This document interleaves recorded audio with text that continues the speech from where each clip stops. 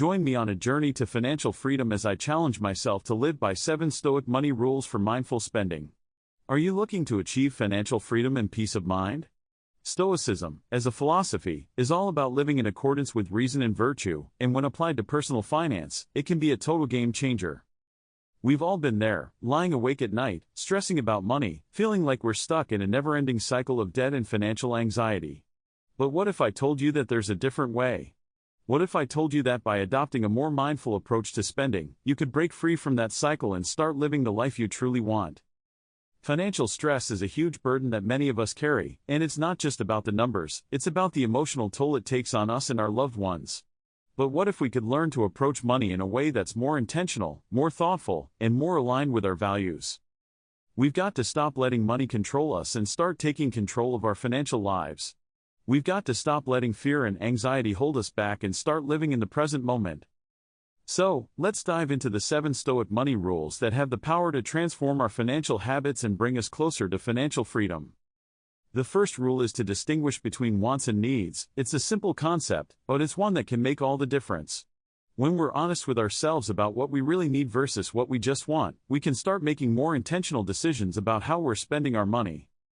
The second rule is to practice gratitude. When we focus on what we already have, rather than what's lacking, we start to see the world in a different light. We start to appreciate the beauty in the everyday moments, and we start to let go of the need for more. The third rule is to focus on what is within your control. So much of our financial stress comes from worrying about things that are outside of our control. But when we focus on what we can control, we start to feel more empowered and more in charge of our financial lives. The fourth rule is to delay gratification. We live in a world that's all about instant gratification, but the truth is that the things that are truly worth having are the things that take time and effort to achieve. The fifth rule is to avoid negative influences. The people we surround ourselves with and the media we consume can have a huge impact on our financial decisions. When we surround ourselves with people who are supportive and encouraging, we're more likely to make choices that align with our values.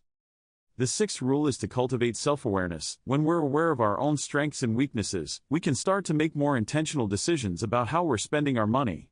We can identify areas where we need to improve and start making changes that will bring us closer to our goals. The seventh and final rule is to focus on the process, not the outcome. So often, we get caught up in the end result, the destination, the goal. But the truth is that the journey itself is where the real growth happens. When we focus on the process, we start to enjoy the journey and the destination becomes a whole lot less important. By applying these 7 Stoic money rules to our financial habits, we can start to experience a sense of freedom and contentment that we never thought possible. We can start to live more intentionally, more authentically, and more in alignment with our values. So, what do you think? Are you ready to start living by these 7 Stoic money rules and take the first step towards financial freedom? Remember, it's all about making small changes that add up over time. It's not about making drastic sacrifices or cutting back on everything that brings you joy. It's about living more mindfully, more intentionally, and more in alignment with what truly matters. Thanks for watching, and I'll see you in the next video. If you're new here, don't forget to subscribe for more videos on mindful living and personal finance. Let's continue this conversation in the comments below. What are your thoughts on Stoicism and its application to personal finance? I want to hear from you.